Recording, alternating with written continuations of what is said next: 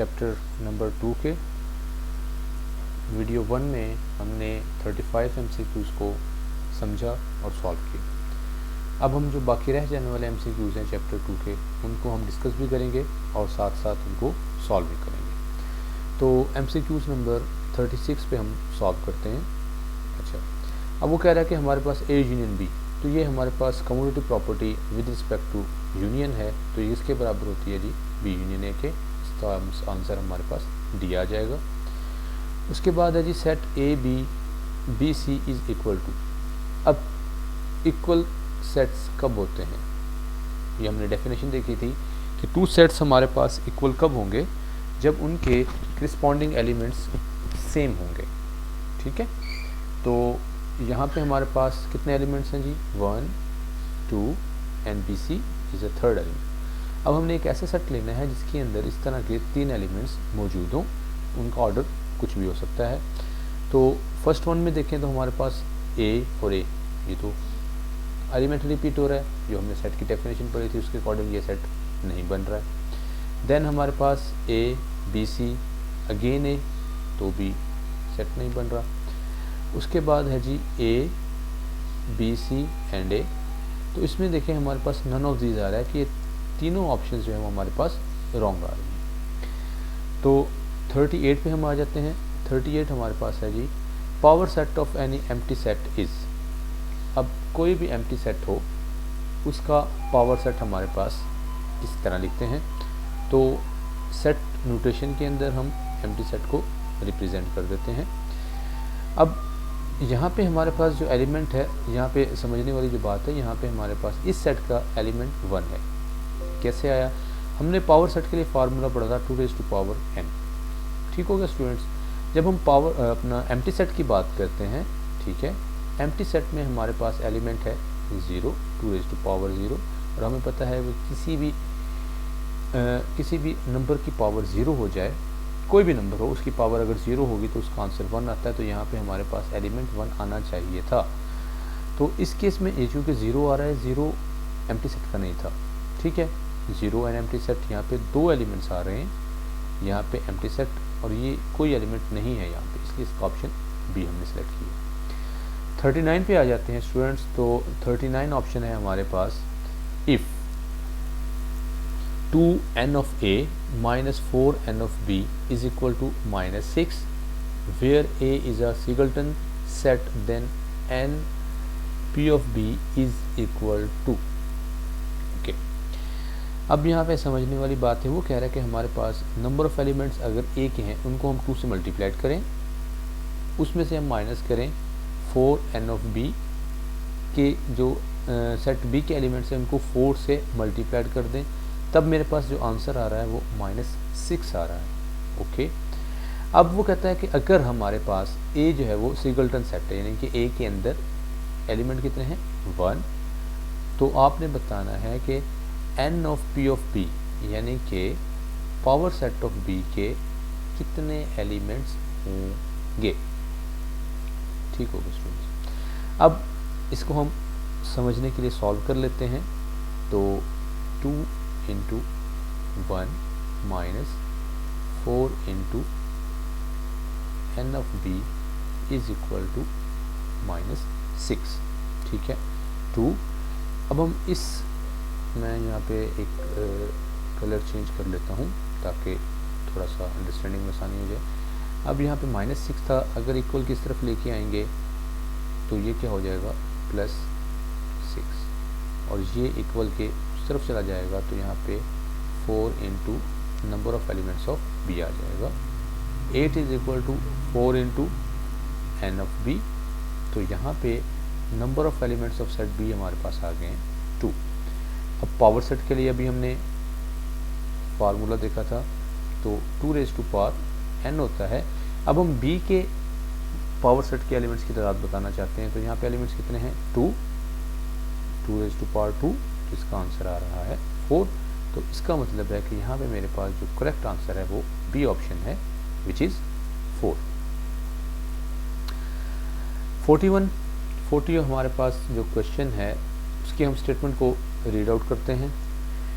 If A is equal to x such that x belong to q and x square is equal to 2 then n of a is equal to, ठीक हो गया। ये repeat हो चुका है हमारे पास, हमने इसको पहले भी सॉल्व किया, तो इसका आंसर आता है 0, ठीक हो गया। अब हम 41 सॉल्व करते हैं। 41 है जी, equivalent sets dash B equal. अब इक्विवेलेंट सेट्स कौन से होते हैं? डेफिनेशन हमने देखी थी जब हमने इसका लेक्चर देखा था। तो इक्विवेलेंट सेट कौन से होते हैं कि ऐसे सेट जिनमें number of elements n of a is equal to n of b होगा, लेकिन करस्पॉन्डिंग एलिमेंट्स सेम होना कंडीशन नहीं है, तो इनको हम इक्विवेलेंट सेट्स कहते हैं। तो ये मे और मे नॉट भी इक्वल होगा, ये इक्वल हो भी सकते हैं और नहीं भी हो सकते। 42 ऑप्शन पे आ जाते हैं। x such that x belong to w, हमारे पास x जो है वो एलिमेंट किसका है? होल सेट्स का। And x less than 0।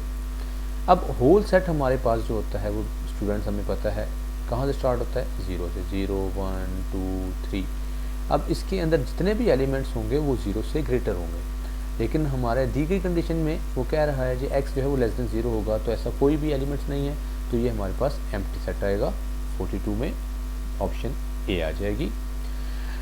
43 है स्टूडेंट्स हमारे पास, if a is a subset of u and u is a subset of a, then अगर a u का सबसेट हो और u a का सबसेट हो, इसका क्या मतलब है कि a इम्प्रॉपर सबसेट है यूनिवर्सल सेट का, ठीक हो गया। तो इसमें हमने बताना है कि क्या होगी कंडीशन। तो ये हमने पढ़ा था कि दो सेट्स अगर इक्वल हों, ठीक है, तो a u का सबसेट हो जाएगा और u a का सबसेट हो जाएगा, इसका मतलब दोनों सेट इक्वल हैं। 44 है हमारे पास, the set w is overlapping with the set. अब w जो है वो ओवरलैप करता है किस सेट के साथ? q dash set negative n या ऑल ऑफ दिस। अब सेट नेगेटिव में हमारे पास नेगेटिव सेट नेगेटिव एलिमेंट्स होते हैं, तो इसके साथ तो नहीं करता, ठीक हो गया। q डैश इसमें भी हमारे पास पॉजिटिव और नेगेटिव दोनों आ जाते हैं, ठीक हो गया स्टूडेंट्स। लेकिन नेचुरल नंबर्स जो है वो हमारे पास एक ऐसा सेट है जिसके साथ ये ओवरलैप करेगा। अब ओवरलैप की डेफिनेशन को मैं एक दफ़ा रिपीट कर देता हूँ। ओवरलैप क्या होते हैं कि हमारे पास इन दोनों के दरमियान जो इंटरसेक्शन है वो एम्प्टी ना हो, बट सेट इक्वल भी ना हो, ठीक होगा स्टूडेंट्स। अब 45 पे आ जाते हैं। For any set A B C, A intersection B union C, तो ये हमारे पास डिस्ट्रीब्यूटिव लॉ है of intersection with respect to union, ठीक हो गया। तो इसका लॉ हम पढ़ चुके हैं, तो इसका आंसर है हमारे पास ऑप्शन डी। 46 पे आ जाते हैं कि if A and B are overlapping sets then number of A minus B, ठीक हो गया। अब वो कहता है कि हमारे पास दो सेट्स हैं ए और बी, वो ओवरलैपिंग हैं, ठीक हो गया। हमने बताना है कि a माइनस बी करने के बाद जो सेट यानी कि a माइनस बी का जो सेट बनेगा उसके नंबर ऑफ एलिमेंट्स कितने होंगे, ठीक हो गया। तो वो हमारे पास n of a minus n of a intersection b होंगे, ठीक है। कुछ स्टूडेंट्स को इस चीज़ की समझ नहीं आई होगी, हम दो सेट कर लेते हैं उनको साबित करने के लिए। तो यहाँ पे दो ओवरलैपिंग सेट मैं ले लेता हूँ। a है जी मेरे पास 1 2 एंड 3, b एक सेट हम ले लेते हैं यहाँ पे 2 3 एंड 4, ओके। अब n ऑफ a यहाँ पे कितना है जी 3, n ऑफ b भी 3 है। पहले हम फाइंड आउट करते हैं a माइनस बी। तो a माइनस बी मेरे पास क्या आएगा यहाँ पे? तो a माइनस बी यहाँ पे मेरे पास देखें 2 कॉमन है, इसको स्किप करेंगे, 3 कॉमन है, इसको भी स्किप करेंगे, तो जस्ट 1 आ जाएगा, ओके। अब हमने जो करेक्ट आंसर लिखा है वो है n of a minus n of a intersection b। अब इसके देखें n of a minus b कितना है जी? n of a minus b का मतलब है कि a माइनस b जो सेट बना है उसके एलिमेंट्स कितने हैं? वो एक ही है। अब यहाँ पे n of a intersection b, अब इन दोनों में कॉमन कौन कितने नंबर थे? 2। तो a के टोटल कितने हैं? 3 और कॉमन कितने थे? 2। तो इसका आंसर 1 आ रहा है। तो यही हमारे पास n of a minus B आ रहा है। आई थिंक इसको मैंने बड़े अच्छे अंदाज से एक्सप्लेन कर दिया है। तो अब हम अगले ऑप्शन पे चलते हैं। तो ऑप्शन है जी मेरे पास 47। If A and B are overlapping set then n of A union B plus n of A intersection B। अब वो कहता है कि दो हमारे पास ओवरलैपिंग सेट हैं, ठीक हो गया, इनका यूनियन लेने के बाद इनके नंबर ऑफ एलिमेंट्स जो आएंगे यूनियन सेट के, प्लस इनका इंटरसेक्शन लेने के बाद जो इनके number of elements intersection set के आएंगे वो सम किसके बराबर होगा जी स्टूडेंट्स। तो वो हमारे पास n of A plus n of B के बराबर होगा। अगर मैं यही दोनों सेट यूज़ करूँ, इसको समझने के लिए मैं दोबारा यही दोनों सेट यूज़ कर लेता हूँ जो हमने ऊपर लिखे हुए थे, n of overlapping sets A and B। अच्छा जी, अब हम A यूनियन B निकालेंगे। तो A यूनियन B मेरे पास आता है जी स्टूडेंट्स कितना आएगा 1 2 3 एंड 4। तो इसके नंबर ऑफ एलिमेंट्स कितने होंगे A यूनियन B के 4, ठीक हो गया। और A इंटरसेक्शन B इसका हम फाइंड आउट करते हैं। तो वो हमारे पास आएगा 2 एंड 3 के। तो इसका नंबर ऑफ एलिमेंट्स कितने हैं 2। अच्छा, अब हमने ऑप्शन की थी n of A plus n of B। इसका मतलब है कि ये इन दोनों को मैं सम करूँ, इन दोनों को अगर मैं सम करूँ तो वो आता है आंसर 6। अब A के एलिमेंट्स थे 3, B के एलिमेंट्स भी 3, तो 3 प्लस 3 6, और वही यहाँ पे हमारे पास 6 आ चुका है। तो इसलिए हमारे पास यहाँ पे ऑप्शन सी बन रहा है। 48 पे आ जाते हैं कि जी if A is a non empty set then 5 minus A। अब A मेरे पास नॉन एम्प्टी सेट है, 5 में से A को माइनस करना है तो इसका आंसर 5 ही आएगा। ठीक है स्टूडेंट्स, डिफरेंस फाइंड आउट हमें करने आता है तो इजीली हम बता सकते हैं इसमें 5 ही आएगा। अच्छा जी, उसके बाद 49 है जी x belong to A intersection B whole complement. x जो है मेरे पास A intersection B whole complement से बिलोंग कर रहा है। दैट इम्प्लाइज, इसका मतलब क्या है जी, x जो है वो मेरे पास A इंटरसेक्शन B से बिलोंग नहीं करेगा। कॉम्प्लीमेंट का ये मतलब होता है कि कॉम्प्लीमेंट में हम क्या करते हैं कि यूनिवर्सल सेट में से उस सेट का जो एलिमेंट जो उस सेट से बिलोंग करता है वो कॉम्प्लीमेंट अपना यूनिवर्सल सेट से हम माइनस कर देते हैं। माइनस करने के बाद जो आंसर आता है उसको हम उसका कॉम्प्लीमेंट कहते हैं। उसके बाद 50 पे आ जाते हैं जी if A is a subset of B and B minus A does not is equal to 5। A B का सबसेट है लेकिन दूसरी कंडीशन क्या है जी, B माइनस A जो है वो 5 नहीं है। Okay, then n of B minus A किसके बराबर होगा। तो n of B minus A मेरे पास n of B minus n of A के बराबर हो जाएगा। ठीक होगा स्टूडेंट्स। अब 51 ऑप्शन हमारे पास है, उसको हम सॉल्व करते हैं जी। 51 है जी हमारे पास कंडीशनल इज़ आल्सो कॉल्ड। अब जो कंडीशनल सेंटेंस होते हैं इसको हम क्या कहते हैं, जब हमने इसकी डेफिनेशन देखी थी उसमें हमने इनको सेकंड नेम भी पढ़ा था, वो क्या होता है जी, इम्प्लीकेशन। 52 है जी P biconditional Q can be written as. तो ये बाई कंडीशनल की डेफिनेशन है, इसका सिंपल वे भी है लिखने का। तो वो हमें पता है कि वो किसके बराबर होता है जी, P implies Q and Q implies P। 53 है जी if P implies Q then the given conditional be the given condition then P implies Q is called dash of P implies Q, sorry Q implies P is called dash of P implies Q। तो ये हमें पता है कि ये किसके बराबर होता है, तो ये हमारे पास कन्वर्स के बराबर होता है उस कंडीशन के। यहाँ तक आई थिंक स्टूडेंट्स आपको एक एक MCQs का समझ भी आ गया होगा। ठीक है, तो अब हम आगे चलते हैं। 54 पे आ जाते हैं। 54 है जी a statement which is always false is called.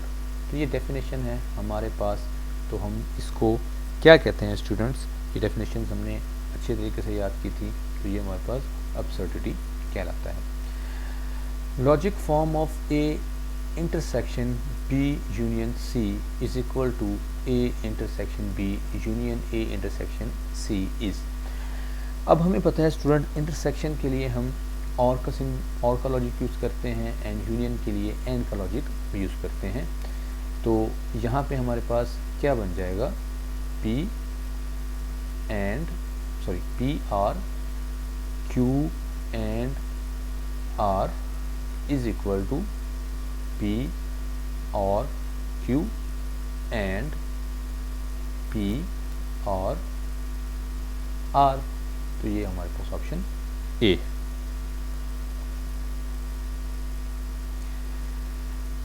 Okay, next है जी हमारे पास 56, विच स्टेटमेंट इज कॉन्टिजेंसी। ठीक हो गया स्टूडेंट्स, तो हमारे पास कौन सी स्टेटमेंट कॉन्टिजेंसी है, तो यहाँ पे डी ऑप्शन है हमारे पास, ऑल ऑफ दीज। 57 पे आ जाते हैं, if F from A to B. अब हमारे पास एक फंक्शन है ए से सेट बी की तरफ, सच दैट रेंज जो है वो मेरे पास बी के बराबर नहीं है, देन जो फंक्शन है वो हमारे पास कौन सा फंक्शन कराता है, ये इनटू फंक्शन की डेफिनेशन है। 58 है जी हमारे पास, negation of a statement is a, negation of a statement is a unitary operation, unitary option sorry. 59 है जी, set -1 1 -1 iota is closed with respect to. तो ये हमारे पास with respect to multiplication close होता है। ठीक हो गया, क्लोजर की प्रॉपर्टी हमने कहा था कि जो भी ऑपरेशन है जिसके रिस्पेक्ट हम इसको फाइंड आउट करना चाह रहे हैं कि ये क्लोज्ड है या नहीं, वो हम इसके तमाम सेट्स के साथ इम्प्लाई करते हैं। अगर उसका आंसर इस सेट के अंदर मौजूद होता है तो वो क्लोज होता है। तो इसको सॉल्व करने के लिए मैं यहाँ पे ऑपरेशन, ठीक है, एलिमेंट्स लिख लेते हैं जी, -1 again 1 then minus iota and iota, यहाँ पे भी -1 1 minus iota and iota. Now students, हम जो गिवन ऑपरेशन है वो यहाँ पे अप्लाई करते हैं। -1 मल्टीप्लाइड बाई -1 ये 1 हो जाएगा, -1 मल्टीप्लाई बाई 1 -1 हो जाएगा, -1 मल्टीप्लाई बाई माइनस आयोटा ये iota, -1 multiply by iota minus iota. तो देखें ये 1 -1 आयोटा माइनस आयोटा ये हमारे पास गिवन सेट के अंदर मौजूद था। नेक्स्ट 1 -1 -1 1 1 1 1 माइनस आयोटा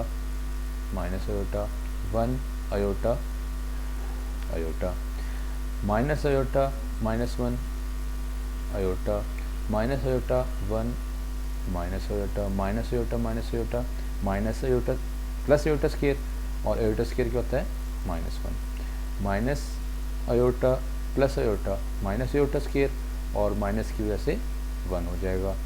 उसके बाद माइनस आयोटा आयोटा और आयोटा माइनस आयोटा ये 1 आ जाएगा और ये -1 आ जाएगा। तो देखिए स्टूडेंट्स, यहाँ पे हमने जो गिवन ऑपरेशन था हमारा, ठीक है, वो सारा हमने अप्लाई किया है। किसी का भी आंसर ऐसा एलिमेंट या ऐसा आंसर ऐसा नहीं आ रहा है जो हमारे गिवन सेट के अंदर मौजूद नहीं है। तो इसका मतलब है कि ये हमारा जो गिवन सेट था ये with respect to multiplication close है। नेक्स्ट हमारे पास है जी, a semi group having an identity is called. एक ऐसा सेमी ग्रुप जिसके अंदर आइडेंटिटी एलिमेंट मौजूद हो तो उसको हम क्या कहते हैं, उसको हम मोनोमाइड कहते हैं। ये हमारे पास डेफिनेशन है। Disjunction is true if dash of its components P and Q is true. अब वो कहता है जी डिसजंक्शन जो है वो हमारे पास ट्रू होता है कब, ठीक है, इफ़, अब वो क्या चीज़ है कि इसके कंपोनेंट्स पी एंड क्यू का वो ट्रू हो तो डिसजंक्शन हमारे पास ट्रू होता है। तो इसका है जी हमारे पास at least one of its component P and Q is true होता है। ठीक होगा स्टूडेंट्स। अच्छा जी, उसके बाद 62 है जी, पी हमारे पास एक लॉजिक है, Lahore is a capital of Punjab, okay. Q logic है जी, Islamabad is a capital of Pakistan. अब हमने इनका कंजक्शन निकालना है। ठीक हो गया। तो इनका कंजक्शन देखें जी, तो वो हमारे पास क्या आएगा। ओके, पहले हम इस लॉजिक्स को देखते हैं कि हमारे पास ट्रू है या फॉल्स है। अब पी जो है जी, Lahore is the capital of Punjab, true है।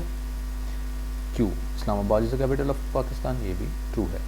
तो ट्रू कंजक्शन ट्रू, तो ये हमारे पास क्या होता है जी, ट्रू होता है। ठीक हो गया। तो ये हमारे पास ट्रू बन गया स्टूडेंट्स। नेक्स्ट हम चलते हैं हमारे पास 63 पे है जी, y is equal to M X plus C represents. तो ये हमारे पास किसको ज़ाहिर करती है, ये हमारे पास equation of a straight line है। ठीक हो गया students. 64, if a function f from a to b is such that range of f is equal to b, then, ये हमारे पास सिंपल सी डेफिनेशन है। ये किस चीज़ की डेफिनेशन है जी, इसको वन टू वन फंक्शन भी कहते हैं, ऑन टू फंक्शन या सब्जेक्टिव फंक्शन भी कहते हैं। तो यहाँ पे बोथ ऑप्शन आ जाएगा। उसके बाद 65 है हमारे पास students, inverse of a function dash is a function. Inverse of a function हमारे पास क्या फंक्शन होता है या नहीं होता है। ठीक हो गया। तो ये हमारे पास मे और मे नॉट भी फंक्शन होगा। ठीक होगा स्टूडेंट्स। तो इंशाल्लाह नेक्स्ट वीडियो के अंदर हम नेक्स्ट चैप्टर को के MCQs को स्टार्ट करेंगे। तो काइंडली मेरे चैनल को सब्सक्राइब कर लें, ताकि इंशाल्लाह इस तरह के MCQs जो आपको पेपर में हेल्प आउट कर सकें वो आपको मिल सकें। शुक्रिया।